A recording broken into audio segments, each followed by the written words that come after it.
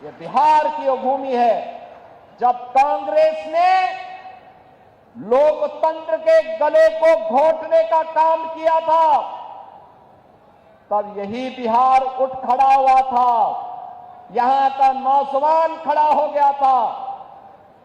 सरदेव जयप्रकाश जी के नेतृत्व में यही पटना में उन्होंने हुंकार भरी थी और कहा था कि देश के लोकतंत्र का गला घोंटने का अधिकार किसी को भी नहीं देंगे। लेकिन आज जो कांग्रेस लोकतंत्र का गला घोंटने का काम की थी, उसी कांग्रेस की झोली में आरजेडी ने अपने को गिरवी करके रख दिया है। ये जेपी के सपनों पर पानी फेरने का काम ये लोग कर रहे हैं। अपने लूट को बचाने के लिए, अपने भ्रष्टाचार पर पर्दा डालने के लिए ये लोग कांग्रेस की झोली में जाने का काम किए हैं। बहनों और भाइयों, हम सबको बिहार, जिसने दुनिया को लोकतंत्र का पाठ पढ़ाया था, वैशाली का गणतंत्र उसका उदाहरण है। दुनिया के अंदर ज्ञान भूमि के रूप में महात्मा बुद्ध को इसी बिहार की धरती में, गया में ज्ञान प्राप्त हुआ है। दुनिया का प्राचीनतम विश्वविद्यालय नालंदा इसी बिहार की धरती ने दिया है।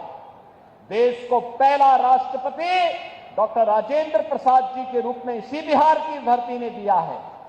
और वह बिहार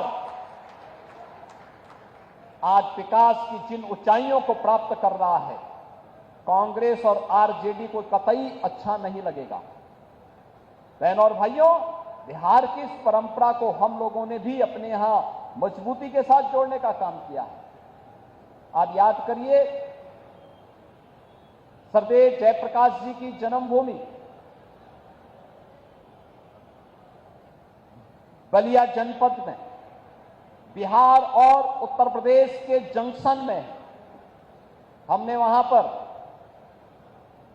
1977 में सरदेव जयप्रकाश जी ने उत्तर प्रदेश सरकार को लिखा था कि वहां के चिकित्सालय का नामकरण अगर हो सके तो उनकी धर्मपत्नी के नाम पर करवा देना। लेकिन समाजवादी पार्टी ने उत्तर प्रदेश के अंदर नहीं किया, कांग्रेस ने नहीं किया।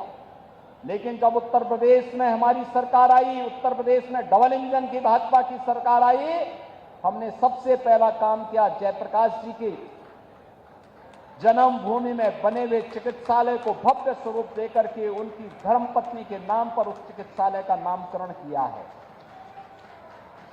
उनकी जन्मभूमि को बेहतरीन कनेक्टिविटी के साथ जोड़ा है। सरदेव जयप्रकाश जी का भव्य स्मारक बनाया है। हमें प्रयागराज की धरती पर पहला, यानी उत्तर प्रदेश का नेशनल लॉ यूनिवर्सिटी बनानी थी। लोगों ने कहा किस नाम से बनेगा? मैंने कहा देश के पहले राष्ट्रपति डॉक्टर राजेंद्र प्रसाद जी के नाम पर बनेगा।